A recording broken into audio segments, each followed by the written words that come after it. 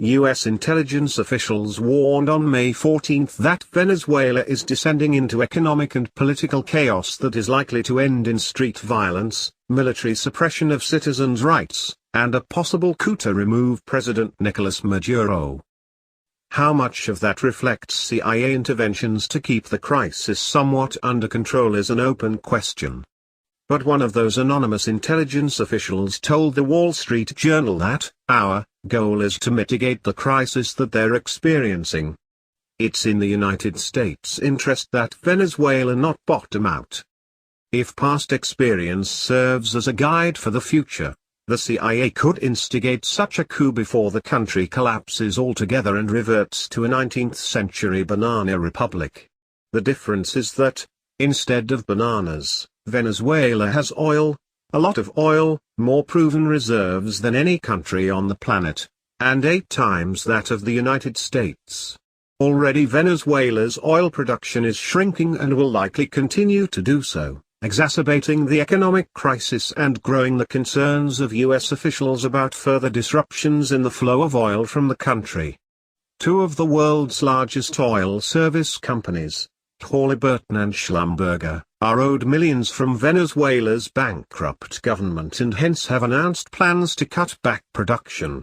Venezuela's state-owned oil company, Petróleos de Venezuela, S.A. is heavily dependent upon the 2 companies, so any cuts on their part would further reduce Venezuela's cash flow, 95% of which comes from oil exports. Oil revenues fund nearly everything in Maduro's socialist nightmare. But with a $7 billion interest payment due later this year, Maduro is cutting back imports even further, sending the economy into chaos. Venezuela has the world's highest crime rate, and street crime has turned the capital city of Caracas into the most dangerous city in the world. There is now 1 murder perpetrated every 28 minutes. Citizens are chasing down stray cats and dogs, and the occasional unlucky pigeon, to stave off hunger. Electricity is rationed, with unannounced blackouts affecting everyone. Essentials such as paper goods, diapers, pads, and even aspirin have long since disappeared from store shelves.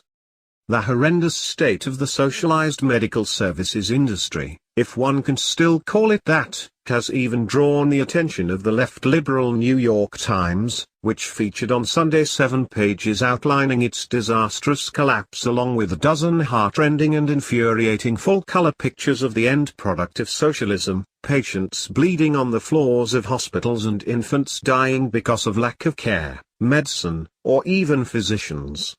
And this in a country with a superabundance of wealth stored underground. Some 13,000 doctors have fled the country over the past few years, and those who remain are having to barter their services as the Bolivar fuerte, the strong Bolivar, is essentially worthless. The Times, in its article entitled "Dying Infants and No Medicine, Inside Venezuela's Failing Hospitals," described a typical day in a hospital in the Venezuelan coastal city of Barcelona. The day had begun with the usual hazards: chronic shortages of antibiotics, intravenous solutions, even food. Then a blackout swept over the city, shutting down the respirators in the maternity ward. 3 newborns were already dead. By nightfall 4 more had died. Doctors operate without gloves or soap or pain medicines. Cancer medicines can be found only on the black market. Electricity rationing has forced hospitals to rely on backup generators, but they are failing thanks to the scarcity of parts and workmen skilled enough to repair them. It's a 19th-century nightmare. At the University of the Andes Hospital in the mountain city of Mérida, there was not enough water to wash blood from the operating table. Doctors preparing for surgery cleaned their hands with bottles of seltzer water.